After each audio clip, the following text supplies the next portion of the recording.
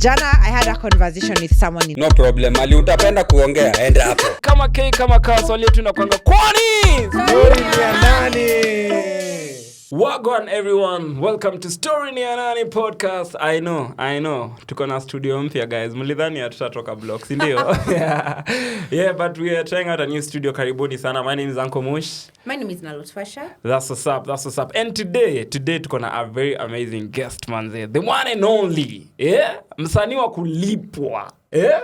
A very amazing guy, a friend of ours. The one and only OCHIKO. Karibu. Asante sana my bro. Karibu sana OCHIKO. I'm very well. How are you doing? I'm good. Happy to be here. Karibu sana man. Na meta. Oh, please stop. Najua hii comment si yangu, but wewe sema tu. Sema na meta. Hautaki kukubali una meta. Najua si mimi. But hata for the first time unajua na vanga dull colors. Unajua nimekuangalia leo nikashanga mbona leo umevaa rangi dull colors. Kama unapata mtu. Amekwambia leo bye. Hizo rumors. Unajua inakwanga kile tu hata kupata watu wana dress wangu na their partners. But would you do that? Would you want your partner to dress you? Ama you'd want to stick to your fashion, for example? She would really have to be good in styling and understand how I dress before I give her the consent to do that. Na kama kwambia, I don't like this fashion style of yours. Let me show you. It's gonna be here even after you, baby girl. Oh. So, shots fired. So tumeacha kwa studio nyingine jamani. Unajua, if you're getting into a relationship or you want to get into relationships, you understand that you're going to meet someone who has completely different customs as compared to what you do. Kama ni nyumba yako wewe unataka kufinya toothpaste kutoka katikati, ukikuja kwangu unafinya chini kwangu.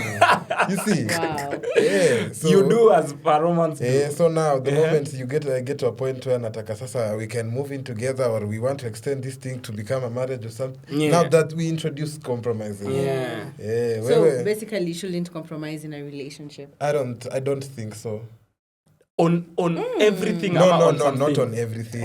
Like reasonably, you have to do compromises in certain situations because tukiama kwa wagumu sisi wote kila mtu aseme ni hivi na it's gonna be difficult. Damn. Yeah, man. Thank you for having me. Karibu sana, man. You can tushaanza story na tatu like for someone who doesn't know you, who is OCHIKO? Someone who's watching na akujui. I'm going to say this, but I am going to redo it in a different way afterwards because I'm realizing I need to evolve this introduction. Okay. So OCHIKO is legally and by birth called Andrew Otieno. Yeah. I'm a singer, songwriter, graphics designer. I'm a singer. I enjoy conversations. In a perfect world, this is what I do for a living, talking. Damn. Wow. Okay. Karibu sana. How long have you had your dreads? You were telling me before that. I was telling you about it. So, I used to say Mombasa. Mm-hmm. That's when I grew my dreads. They were just a little bit shorter than somewhere here. But I moved to Nairobi mid-COVID. Nikazinyoa. Wait, to cut you. Before COVID, all your life you were in Mombasa? No. Okay. I was for studies or something. Nairobi tu ilipiga character development ingine serious. Ukasema anaenda kupinga upepo wa bahari. Hamtani. Unajua ile picha fulani umeenda dema amekaa kwa bahari huko tu. Inaja hiyo picha waves zinakuja. Zinampiga tu like Bro, that bad. I was having the most difficult time of my life when I had just started touching money. Come here. Mchezo wa town. Mrembo fulani ya industry alinipiga vitu vingine serious sana. You want to say the name? No. Okay, hint. Ni msanii. It's not worth the time. Ade? She's not worth the time. Oh, damn. Yeah. Okay, shots fired. We also agree. So I'd grown them over that time. So when I moved here, nikazinyoa because there was a constant comparison between me and BENSOUL. Apparently there's a similarity with me like in the locks. locks. Yeah. Okay. And then given how my music is, his music is, singer-songwriter, Pretty it much was the same. so nikaona Much, let me before I build my Brand. I didn't want to build it with that premonition. Yeah. On Pata. Yeah. So did that, started, I said whenever I'm comfortable and the brand is recognizable independently, we'll put them back. Yeah, and here you are, man. Zinaka fiti. Asante sana. So who is Ochiko and no one is watching? No one is watching. I wanna say me napenda quiet places. So I journal a lot too. Wow. Nitakuwa hapo na guitar yangu. So in between, there's the guitar is here, the notebook is here. Yeah. It's nini then simu. I'm just very chill. Yeah. I'm pretty sure you also journal. A lot. So I feel like I'm so connected to him right now. Manatakana. Wow. Director cut. But I'm realizing, or rather I started realizing how if you can be honest on that piece of paper, you do a lot for yourself. There's a quote that says, journaling is where you meet the most authentic version of yourself. Because you can lie to me, you can lie to Ochiko, but you cannot lie to yourself. Kitabu ni wewe tu, like there's no one else. Who is, okay, unaweza. Story ni yako. Wala mji kunika slides. Ora. Your notebook is yours and yours alone. Hakuna mtu mwingine anakuja kusoma hiyo kitabu. Sasa wewe unajua ni uongo. Alafu uandike kwa journal uongo. Alafu utarudi kusoma hiyo journal ukijua ni uongo. I think it comes from a point of hapa nilijidanganya. On goal bana. It actually comes from a point of healing and wanting to break a cycle. Yeah. So, for example, you've been in a situation where you're having the same cycle, the same behavior, the same pattern. You want to stop it. You will journal to stop doing that. You will say, I have been, probably you're struggling with alcohol. Yeah. So you will write the effects of alcohol, how it stagnates you, when you started, why do you do it, when do you feel tempted, how do you feel after doing it. It's like reflection. Try therapy. Okay. Try therapy. You do believe in therapy? I do. Do you go to therapy? I do. Oh my goodness. I do. No, I feel like to find someone that is very... I feel like I totally understand where he's coming from based on the fact that he started by saying he appreciates quiet spaces. When you have a tendency of toning down after like a busy day, it's easier for you to like the kind of things he's liking. Okay. So, you see, initially, before getting into the music business, nilikuwa naona hiyo appeal ya loudness nini. But once you started doing this and you're at a gig at something every weekend, you wanna go back home and just sasa mimi si wale watu wenye naweza toka concert uende sherehe. Like being on stage is very, the post performance depression is a real thing for people who perform. So mimi nikitoka stage nataka ni tulie mahali umedi. Calm down. Yeah. The first time I saw you was an event at Got Institute.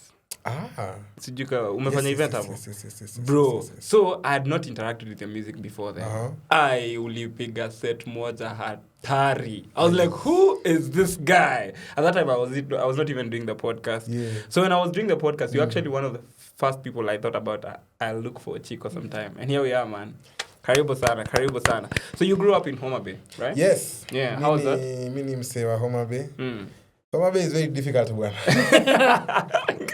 But the thing is, manze, in such a setup, you don't know it is difficult until you leave. And then you realize, kumbe tulikuwa tunateseka. Like there's some pastures. Zitangwaje simple pleasures of life. Zenye ziko tu huko. You can just go to the lake and chill there on a random day, and it's very healing. So but good place, lovely people, the culture is amazing. People are amazing, the music there is beautiful too. Na mmeamua ku take over industry. Mbaya. I ain't gonna say nothing. But it was beautiful. It was beautiful, man. But we left, but I came back in high school. high school ulienda? Kwanza hizo mlienda shule moja na sasa nataka kuongelea hiyo story. I don't know what podcast I was, but I've been every week there's a new person asking OCHIKO needs to confirm this. So I think on the podcast YWAYA Tajiri of Watendawili says me, him and KETHAN went to the same high school. Yeah. We went to school over the same period of time, but not in the same school. Wait, what? They were in Sawagongo. I was in Bita. But so, shule ziko karibu to each other. On a technicality, yes. Like, we'll definitely meet over funky. Nini. Yeah. But a lot of the artists were around me and at Luo, we were in high school over the same periods and met or interacted in one or another. You know, alisema bana nyinyi mlienda shule moja. I'm like, okay, yo. You're not taking a break from TikTok. That video made me come back to TikTok because I'm even getting calls. People from high school, unatukata. Wamekasirika mbaya. Manze. No, so through high school you were singing. So funny thing, I wasn't born doing this. This is a learned skill. It's an acquired skill for me. Me ni msensipotizi na chapa. Yeah, this is not easy talent. Okay, rather than talent. Yeah. But taught. Yeah. Rather than learned. Okay. I was doing what came naturally is the writing. So I've been writing since I was a kid. Yeah. Wrote songs as poems then. Performed a lot of spoken words, Nini, Izovitu. And then one day I was auditioning. Then the judge told as a poet. Me, yes, as a poet. Someone, Tebu just try sing something. I was the only poet. Everyone else was singing. Do you know I won that thing? What? No way. What? And you sang the poems you had written? No, he just said, do you know a simple song, church chorus? Just, and you won the competition? Yeah. Oh my goodness. You know, I did it and then guys started screaming, so I nikanyamaza. And then they like, continue, and then I continued. I'm just seeing people are... Why are you overreacting? Yeah. So this is in high school or after high school? No. This is in high school. Damn. Hey, that's interesting, man. School. So now, over that same period, just as mkiingianga form 1, mnaingia kama everyone doesn't know anybody. Yeah. But the rest of the school from 2 to form 4 they know who's a singer, who's the dancer, who's the good rugby player. Yeah. So now it's around 4 p.m. It's like my first or second day in high school. And then nilikuwa nimeambiwa na my bro was in Jammu. So akaniambia ukifika high school enda ujoin sports mapema. Ndio where the famous nini. Yes. Sawa. Mimi nimefika basketball. Because now basketball is cool. You're gonna grow tall. So So I went nini. So tumepigishwa laps hapo form 1. Mpigishwa laps hata kwa tuguza ball.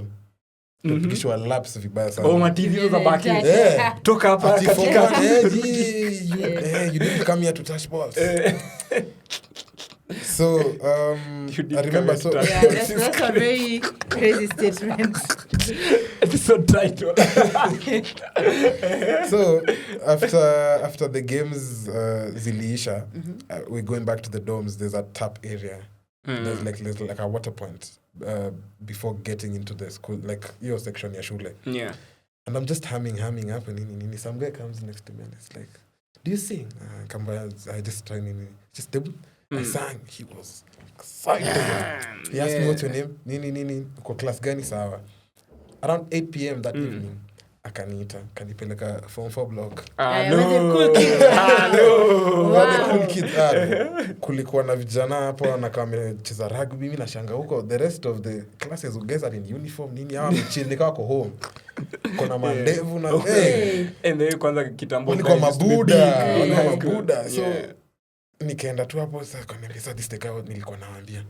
Kaniambia tebuimba. So wameketi kusikiza. Nikaimba wangebambika. Yeah. So now that's how this whole thing started. His name is Sopen Bagbasinga. Right now I think he's in management for Prince Inda. Oh, nice. Yeah. Damn. Wow. Okay. Interesting. Budako alikuwa musician. Yes. Did he inspire you into music? Kwanza niliona alichezea what's the name? Franco. Yeah. Damn, that must have been cool, man. Was it? Tell me. So, growing up, us we didn't know that our dad used to be cool. Okay. Because now he's older and nini, standing on business, mefanya homework. Yeah, until I think when I can cognitively remember, Nico primary like class 4-5. Yeah. And then an aunt of mine says, Debus, play that song, nini. And I didn't know that. I knew my dad could sing, I just never had his records. And then now we started deep diving into him, but this guy lived a whole life. Now before he changed, he lived a whole life.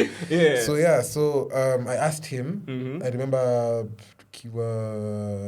actually 2017, I asked him if he could teach me how to play guitar.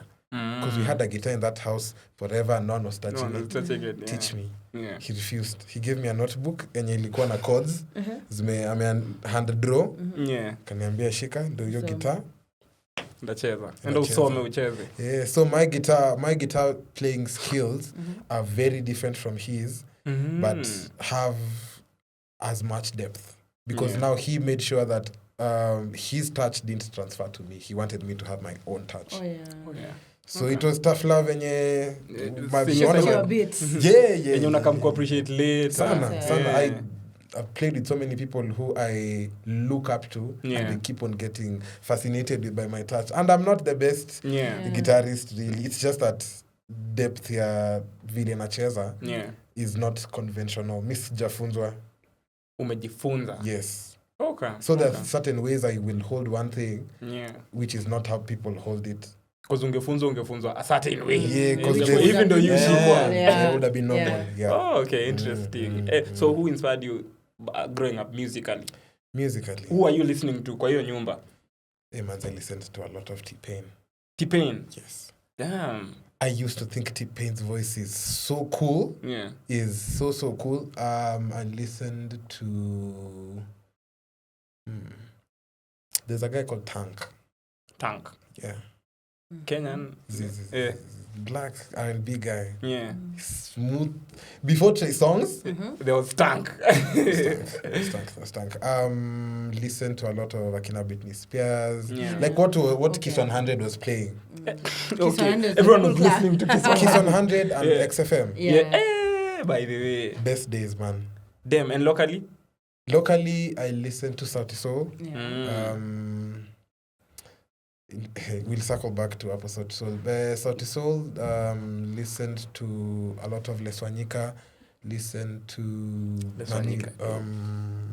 Juakali. Juakali. I used to find him so cool. Yeah. When Nani came through, when Giuliani. Giuliani, up to today, I'm still consuming his music. And unlock layers and new layers of he's so dope. So, and Giuliani is such a performer. Brony goes all the way. Yeah. Remember shows that Giuliani, you're like, what? He's dope. Like, relax. Inakwanga entirely worth it. No, I feel like he has so much adrenaline when he actually decides to go. Yeah, he has so much adrenaline. No, he does it. You can tell he does it from the bottom of his heart. Like they don't play, these artists who don't play so much, so when they play, you appreciate it. Yeah. Juliani anaweza ruka for a straight 10 minutes. Your stage. Na choki. Even do so bro. Big shout out to Juliani. Shout out to Juliani. Damn. So you're listening to Sauti Sol, you're listening to Leswanyika, you're listening to Giuliani, T-Pain, you're listening to Britney Spears. So at this time you don't know whether you'll sing. No, I don't even want it. You don't want to sing. What did you want to become? To do? This is a safe Let me tell you, a child's dream comes from a lot of ignorance. This is me trying to justify what I'm about to say next. My siblings keep on telling me, I used to tell them how I'm going to be the president. One time, Ruto must go. Yeah. Wait, that has changed. You don't want to be president? No. Oh, really? Okay. No. I feel Why? like from where I'm standing, there are certain powers that if I don't trust myself with, I would not ask anyone to trust me with them. You know, like the power, the fact that you're gonna autonomy in a lot of things is crazy. You can decide you want to build how many billion worth of church. And no one's going to question you. We are, but it's not going to change anything. It's not going to change anything. No. You can decide to fence State House one weekend. We're not going to do anything. We're not going to do anything. Damn. Yet we live in a democracy. That is power that I don't think should be left unchecked.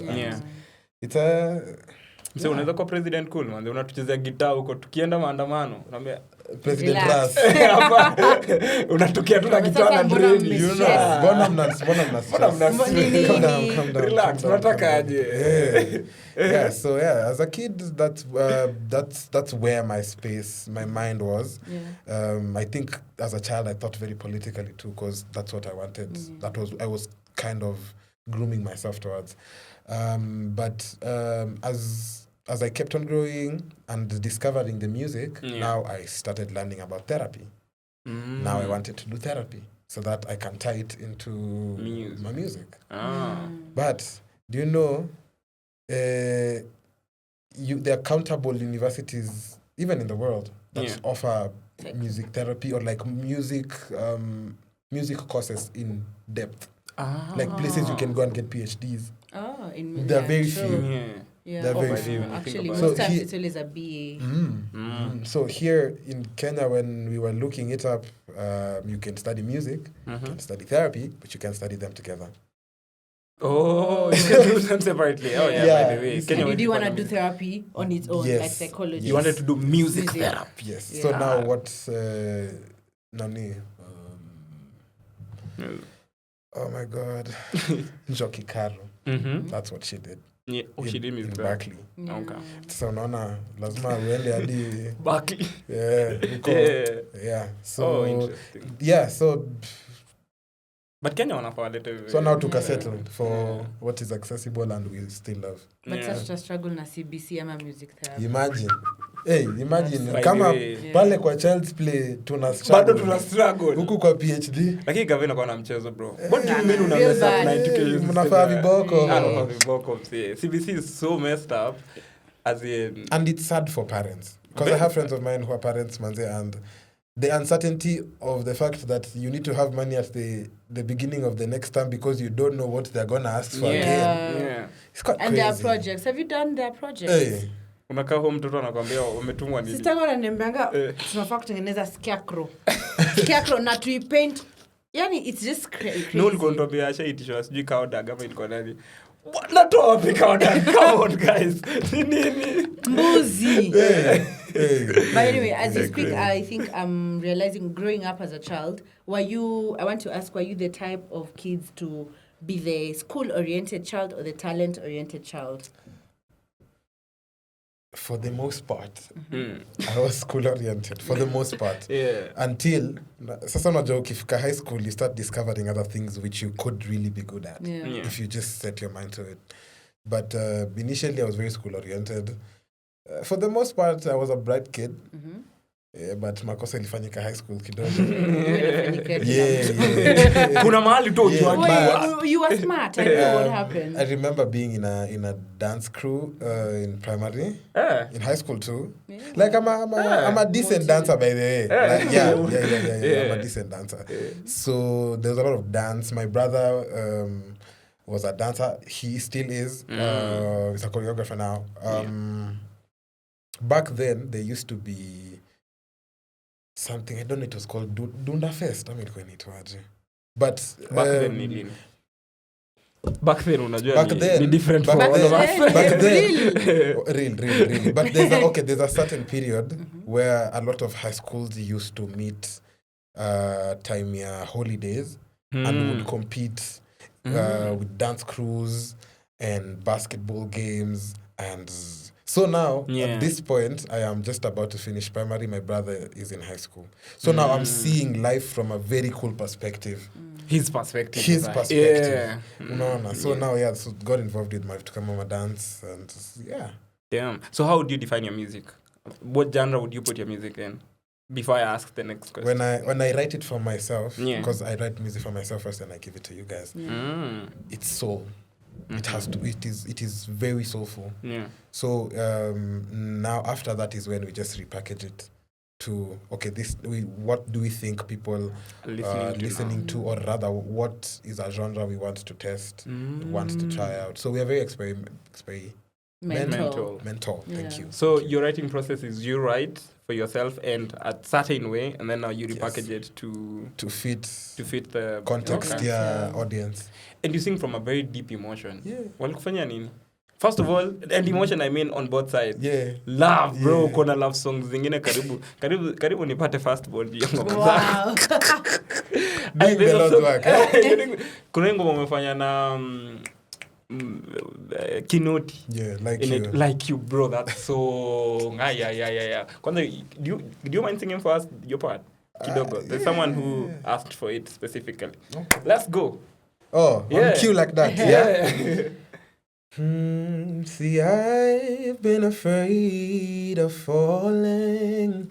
So many times I found my calling.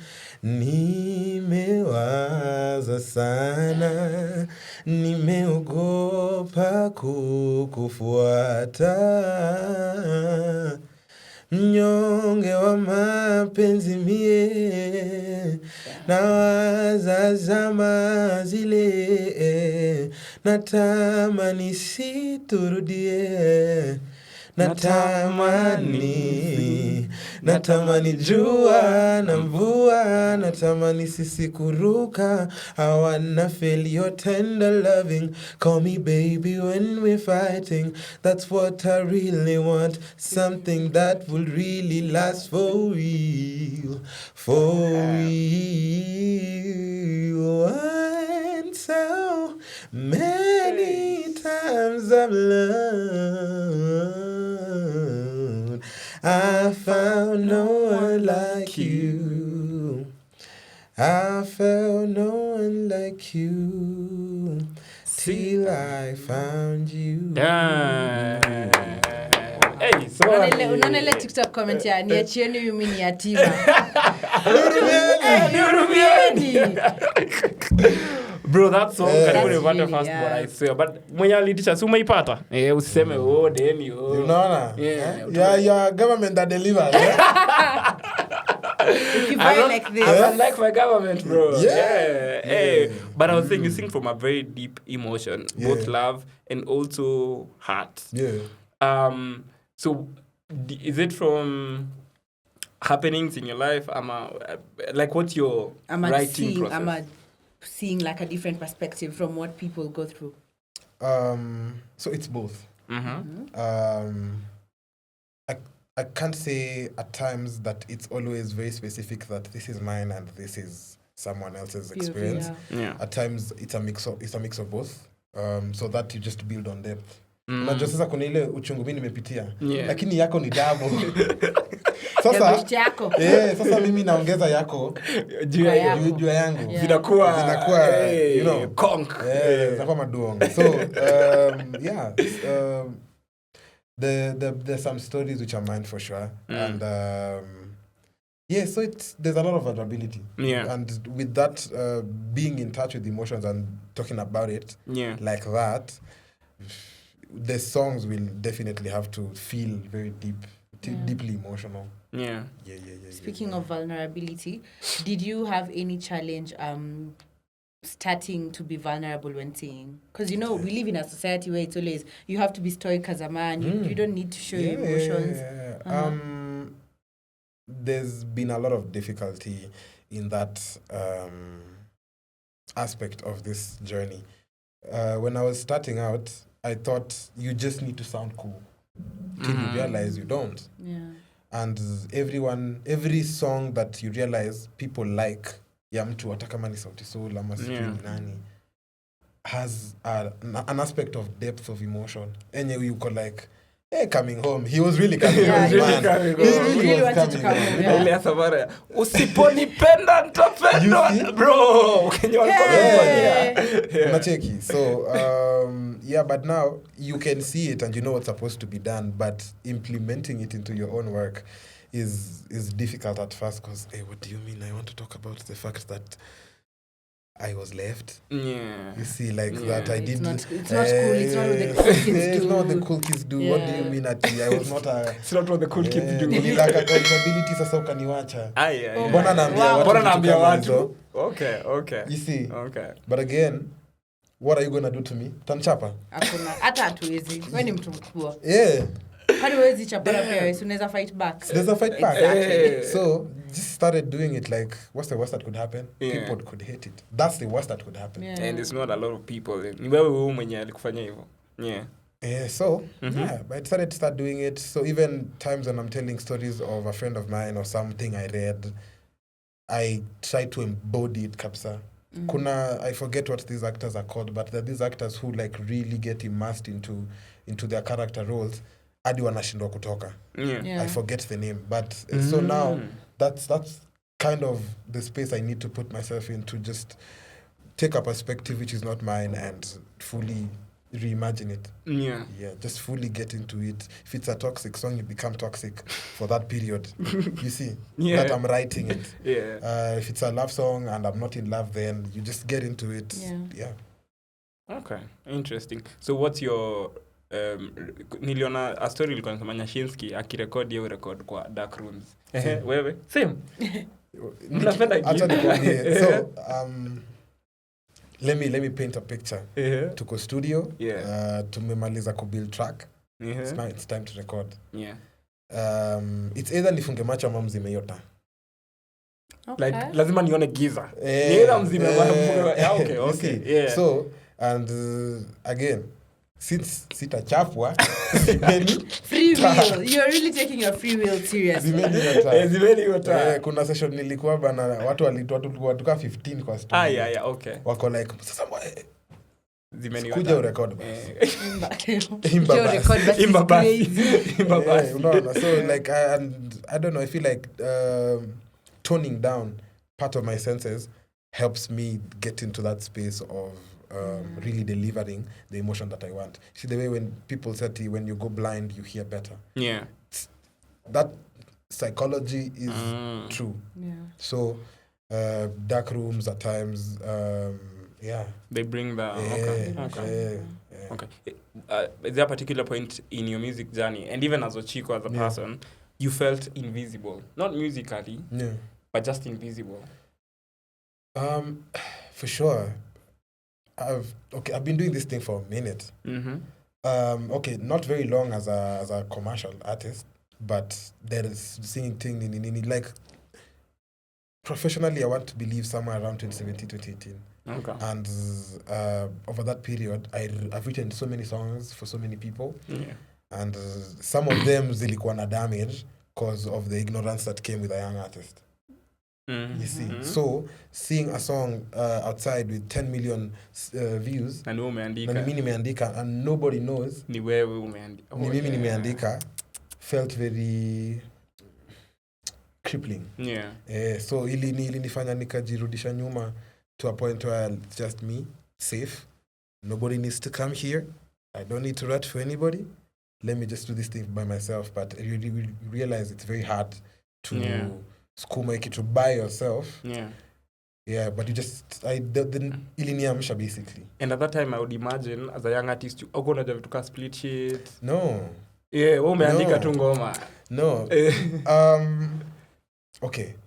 Kuna yenye sikuwa najua about split sheets. And then sasa when I learned about split sheets, nilienda nikafanya short course in music business. So that I learned this thing. Did it. Sasa the next one, sawa. Sasa si tunajua mambo ya split sheets. Sawa, itisha split sheets, sawa. Sawa. Tutakupatia split sheets. Sawa. Tutakupatia split sheets. Tutakupatia split sheets. Sawa. Tutakupatia sawa. Percentage yako ndio hii, lakini bado mjanipatia split sheets. Until siku moja nyinyi ma superstars, you're no longer reachable. what so amekupa percentage by word of mouth but hakuna split yet. Oh yeah, okay. So yeah, so squeezy tu ni one of those situations zenye tunaingia studio. Sawa. Vibe imebamba? Yeah. Sawa. Yeah, we do split sheets, ndio? Sawa. Ingo mbona itakaje? Sawa, 50-50, sawa. Ni watatu, 33.3 kila mtu. Sawa, si ndio? Sawa. Once we do that and we have agreed, thread tu kwa mail. Very fast. Nataka kuna contract hapo, just do a thread na kila mtu hapo. Session conversation that doesn't even take 5 minutes. Ndio usiseme tumeua vibe, tumeleta contracts na karatasi. Tunaleta kazi kwa muziki. We live in a digital world. So, do you think that's still happening for young artists? Yeah. I was having a conversation with someone who I really respect, and I realized industry is very cutthroat. And when you're playing with the big dogs, you really need to know that you could get beaten. Na kuna it's by choice wendo umeamua uende huko. So as you go there una pia unaenda na roho yako ngumu. But now young artists don't know that. Like someone who's starting today, I consider myself a young artist for what it's worth.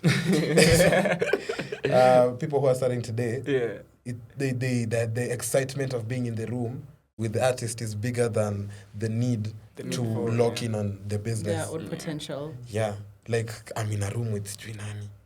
Hey man, I have to be cool so that he calls me for another one. Or like I have to be good enough for him to notice me. But the fact that you're in that room and they want you there while they're recording and creating, that lock in, bro. Lock in. Yeah, lock in. Is an artist mwenye sahi anaweza ku-approach akwambie tugani kitu kubali, like an artist locally and internationally. Akwambie like get credited. Yeah, you'll get credited kwa credits za YouTube ama whatever streaming platforms, but haupati kitu. I believe like kitambo I would have said yes, but right now I don't think in the world we're living in and how expensive this world is, exposure isn't gonna pay your bills. Isn't gonna pay my bills. Mtu nikikwambia kesho nilifanya ngoma ya Rihanna, what does it do for me? Doesn't do anything. Kukwambia tu hata leo wao unaweza kusa kukwambia. And you know the importance of those splits, because at times I don't want or rather you don't want to give me, or like there's a benefit of me being involved in the song, but you don't wanna the stakes, but you and mimi pia nimekubali in such situations. It's very hard, because what if the song gets a Grammy? I don't get a Grammy. You don't get a Grammy, bro. And I need to get my Grammy if you're getting a Grammy. You need to get a Grammy for sure. So I need to be in those splits right now, because hata kama unafanya kitu for exposure, let your exposure make sense. Exposure is supposed to really set you off. It's not the kind of exposure that just leaves you. Okay. Kama ni exposure, if you're telling me you're giving me an exposure gig, make sure every person who books a festival in Kenya or East Africa is there. Make sure brands are there. Make sure people who are industry stakeholders are there, so that they see me. It makes sense. You see, naikwe like up close connections. See the tutaongea. Si za zile za nani anakam and then anakuja amekaa huko kwa back room. Performance yako hakuona. It doesn't work like that. Okay, makes sense. What's your opinion, now that you mentioned that, what's your opinion on exposure for artists, gigs, whatever? I've done exposure gigs. Even today I would do an exposure gig, but again it needs to make sense. Like it needs to position you in a place of a lot of advantage that you would not have access to if you hadn't gone there. We were having a conversation. You nani tulikuwa tunaongelea exposure? I think it was Mluo when we were talking about BENSOUL. Exposure inafaa kuwa ni wewe. Usiniambie wewe, siwe wewe kama msanii ni wewe utoke na hiyo idea ya hii gig ni poa for me, naweza taka kufanya. Come from the other side. There's a conversation I was having a few years ago, and this guy was saying if it's exposure, or exposure at times could be even a collaboration. You see, because that at times, if Burna Boy came here today, there are people who he normally would want to work with, but then sasa kuja nisikie, or like we meet in a room, or like I'm a writer, one of the writers there, he wants to work with me. That would be exposure too. But sasa unaona, in those situations, it has to be also very generic. Isikae collab imelipiwa. Okay. Like there are songs you hear and you're like, oh, ulilipwa, ama ulilipana. You know, like this, it doesn't. Okay. Isikae collab imelipwa. Isikae collab imelipwa, and then making it easy. And that's what we've been doing mostly with like the international collaborations that we are looking for. Whenever an artist is in the country, we'll make it so convenient for him to come to a session. He has to only wake up a few steps. Just book the next room, the next floor. Like so convenient for so convenient for them. They don't stress nini. You see, now I need an exposure gig to feel that convenient. That okay, I'm nipati pesa, but okay, you sorted logistics for me and my band. So the equipment is amazing, the sound is amazing, the audience are the people who we are supposed to be playing to, so that we get access to bigger rooms, bigger shows. Okay. Interesting, very interesting perspective. You've worked with a lot of artists. How many songs do you have first? Like released. I'd kept count. But sorry. So that's let's see, 20 years. What Hera? That's 6. 6. The footprint. That's 6 plus 13, 19. Salt and water 4. That's 23.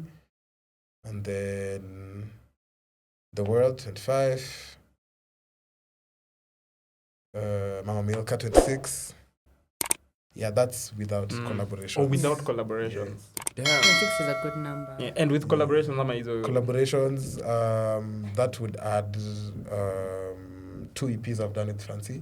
The Mandamano one and the Christmas one. Yeah. So that's plus 8. That's 34. And then wow. Like you look kwa Wadhera. Yeah. So and then we have music that we've done with Sasa Modest Chabari. Yeah. I write a big chunk of his repertoire. So there's that. What I've done with Nubia too. Yeah. So yeah. What's your favorite song of yours? Of mine? Yeah. Right now, Mama Milka. I really like it. I'm experimenting on uns with live music. So. And Beat is dope. Beat is dope. Beat is bad. Beat is bad. Beat is bad. Yeah. Mama Milka il come up as Jopi. So Jopi is the lead artist of the song. This song, funny story. This song was not supposed to be mine. Yeah. Yeah. Sasa. I remember tulikuwa tumeenda camp. We have songwriting camps once or twice every month. So nimefika huko session. Wait, every month? Yeah. At least every month. Yeah. Hata kama ni a weekend to just 2 days. Yeah. Okay. So I get there, the track is playing, it's around 7 p.m. And I'm asking, so Jopi is creating the track as we're speaking. And I'm like, whose track is this? They tell me the artist, and I'm like, where are they? I think they've not yet come. Are they coming? Okay, after now I'm being told they're not coming.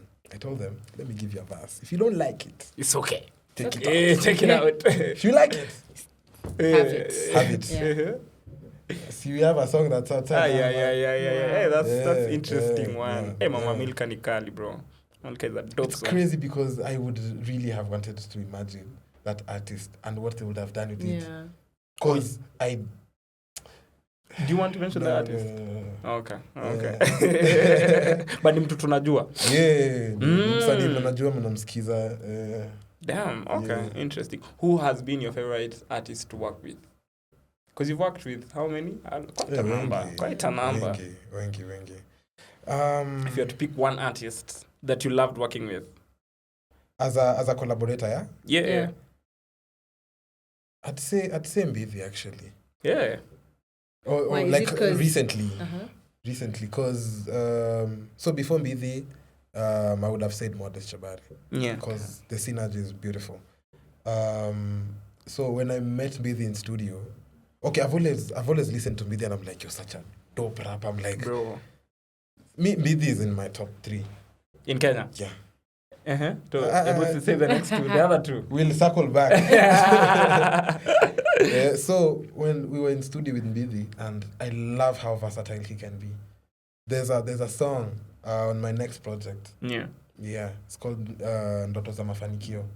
When is it dropping the project? Not yet. Singles zinaanza kutoka in a month. Mtafurahia. It's called High Frequency. The project is called High Frequency. Yeah. So it's a very sonically experimental album, but experimental in the pop scene. Tumejaribu kufanya vitu zingine very interesting hapo ndani. So there's a song called Ndoto za Mafanikio. Na Mbidi on like crazy rumba is crazy. Wicked. Bro. Is wicked. That song is beautiful, and the way he sweets. So now we were getting that song, and I'm just like, this man is full of so much talent. I was in so much awe. So he's he's a nimnoma sana. I wish people would really see him for his work. We link me up with Mbidi to Mlete, but story definitely. Must, so Mbidi, you'd pick Mbidi. Yeah. You had mentioned he's in your top 3. The other two, Kenya. Top 3 rappers. OG lazima kwa hapo. OG. In fact, Nyash is number 1 for me. So Nyash, OG and Mbidi. Yeah. And artists now, bila rappers. Top 3 artists. Top 3 artists. In Kenya at the moment. Yeah. Apart from me. That's so sad. That's good. Apart from me, I wanna say LC Wameo. LC Wameo, yeah. LC Wameo is also one of in my top 3 baddest rappers in the country. Female. Yeah, female rappers. Damn. So I wanna say LC Wameo. I am really, really, really enjoying Shad Muziki. Yeah. I saw kwanza kwa interview ya nini. Tribe Sessions. Yeah. I'm really, really enjoying it. Yeah. Shad Muziki is dope. And number 3. Let me see what I'm listening to right now. There's a shorty called Bobo Wamboi. Yes. She's not released much. But her music is... She has songs outside right now, like 2 songs. She's done a song with YWAYA Tajiri. Yeah, Baridi. I forget the name of the song. And then Sasahi, Sambara Tisha. She has a beautiful, beautiful voice. Learned about her at a gig. She's a top tier BGV. I was like, so like that one song of hers plays a lot in my playlist. Damn. Yeah. The fact that unamchagua na akona ngoma mbili, that's crazy. She's really good. I'll definitely. Ultimate really good. Bobo. Bobo Wamboi. Wamboi. Shout out. Yeah. Wamboi. Damn. I'll definitely check her out. Do you think so? I mean, in the wake of protest and in the wake of Kenya and activism, what's the role of artists in that? Chocha. Unajua ile kuchocha ile ya high school ile ya twende. Hiyo ndio role ya wasanii. Like you cannot be silent right now. If you're silent, that means you're being complacent. You're sleeping with the government. Yeah, they're your next door neighbors. In fact, you know. And then they're shagging us in the back. You can't be you can be silent. You can't be silent.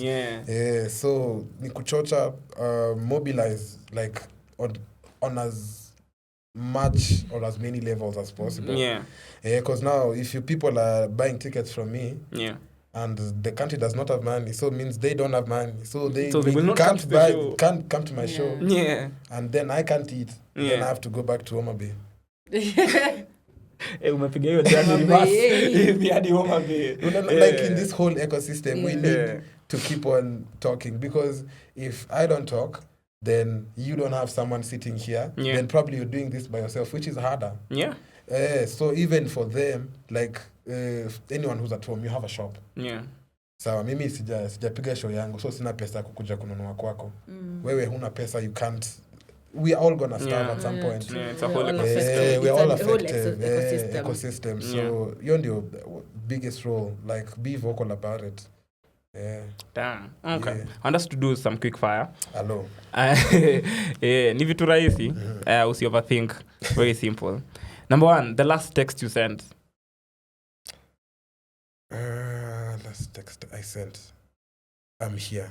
I was texting Rumbi. Ah. Still him have arrived. Yeah, Rumbi ni manager.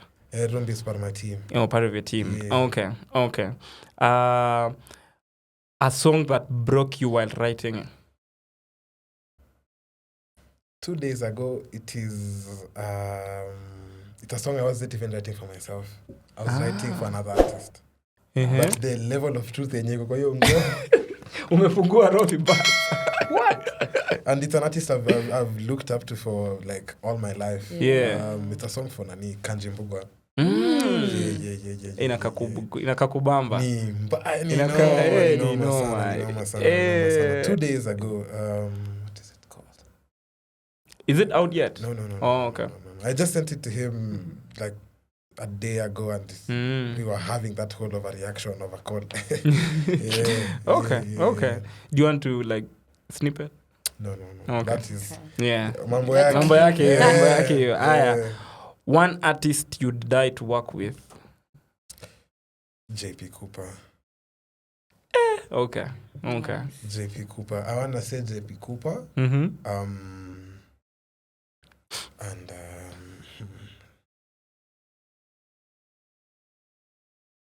what is this girl's name? Hey. It's okay. I'm forgetting her name. I just wanna see how beautiful you are. Ha? Yeah? Oh, That's the best part by her, isn't it? Yeah. Her vocals, Lisa. Deadly. Yeah. Okay. Is there something you're still afraid to talk or sing about? Sex. Why is that? I'm a PK, I'm a pastor's kid. Yeah. So you still can't. You know my folks at times, man. Nakuanga nimestressa so imagine uchome full force. Sasa one day they woke up with me and I have piercings when I've come to visit them, and then locks. And then unavanga umefungua shati. I'm just stressing them. I hear your struggle. I'm also a pastor's kid. Si unaelewa. So but I'm going to talk about it. And I think it's just tuning my mind to that frequency, because a sexual song, mimi naonanga nikifanya sexual song lazima ikuwe hit song. Siwezi fanya sexual song in bold. Naibo ikuwe tu ati. What do you mean? Imagine having a sexual song and it's bold. Like what? Like you had one job. Make sure people go all the way when they hear the song. Yeah. And then you're boring. Pana. So just have song about love. You should have, ungeimba politics.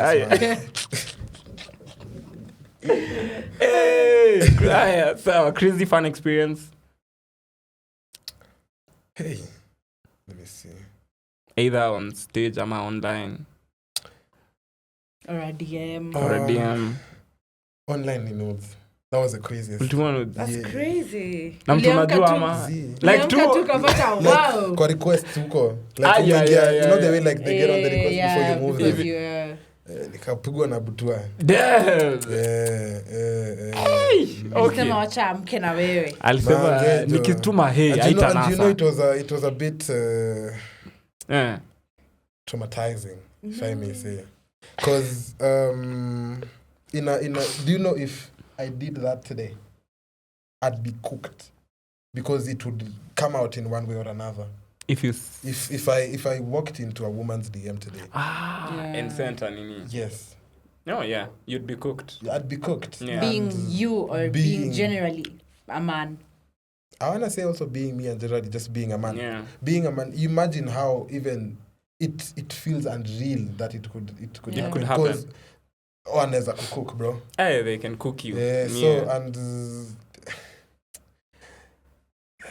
missing yama tu bana jo. You cannot just approach someone from a point of casual sex. Yeah.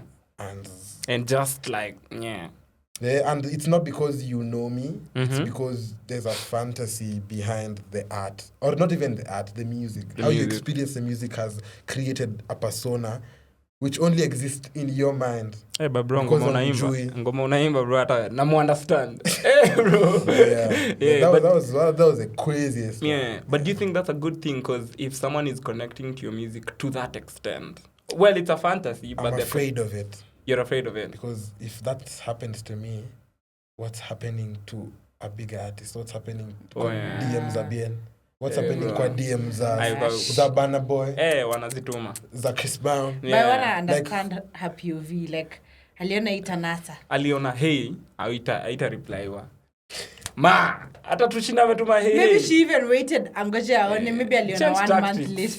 Change tactics. Ukiona hey hainasi. But unajua like ni crazy because I'm a person, I don't live on social media. I don't live on social media. What do you mean by that?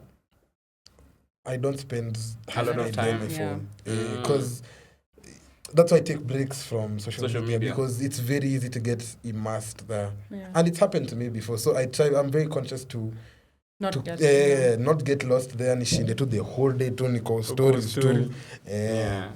Oh, crazy man. Director anisumbua hapa juu ya time. Sema tumalize, but asante sana for kukam.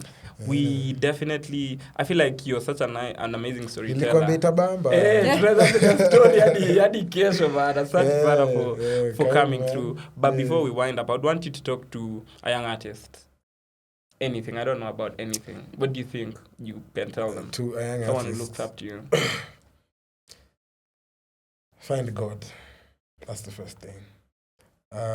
In this world where things are very unpredictable, you need to hold on to something which is bigger than what you are going through. Yeah. So, find God. It doesn't have to be my same God, but just find God as one. Comes with a lot of clarity, comes with a lot of being grounded and being centered. Because you need it to be able to get into these rooms and communicate and, get out of there with profit or, work. So, find God. Number 2. Be a good person and also find good people. The people who are around you will directly or indirectly reflect on you whether you like it or not. If they're artists who are inconsistent or hawana work ethic poor, it will reflect bad on you because ni beshte yako. Yeah. And there are certain reputations, if they're banned, they burn you. Yeah. Too. Because how did you know that and you didn't do anything? You didn't do anything. Yeah.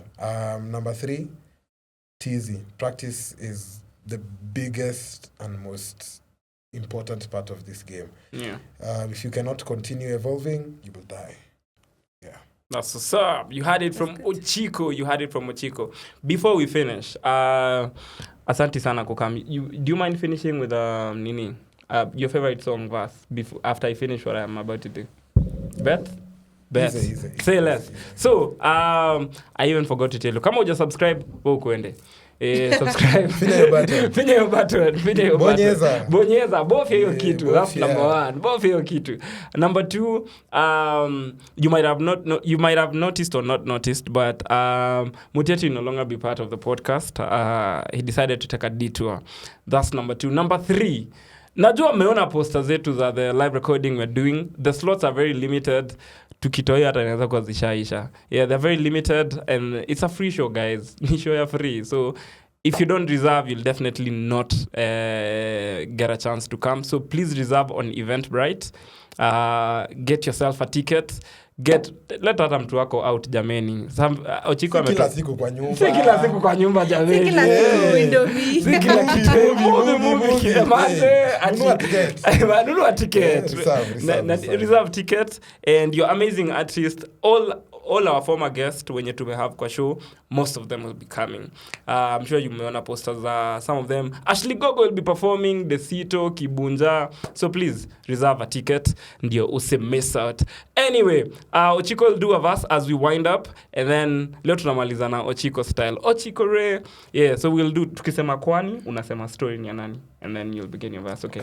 So ladies and gentlemen, this has been fun. We've had OCHIKO. This was episode 24.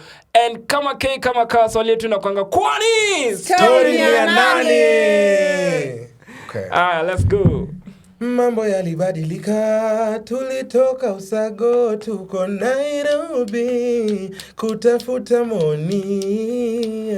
Huku watu hawalali, wanapiga kazi safi, tukipatana na wewe. Naomba uelewe, jumi ni jambazi wa sherehe. Mimi ni mwenyewe, na tunakata kama wembe, tunawasha na kabla ya sherehe, cheza kama wewe, itisha na upewe, washa sama mama chwako kongo, nyithindo chikore, nyithindo chikore, sama mama kelonjaga, nyithindo chikore, yawa. That's what's up. Tuonane next episode, guys. Asante. Ladies and gentlemen, this has been fun. Jana, I had a conversation with someone. No problem. Ali utapenda kuongea, enda hapo. Kama K kama K, swali yetu inakuanga kwani? Story ya nani?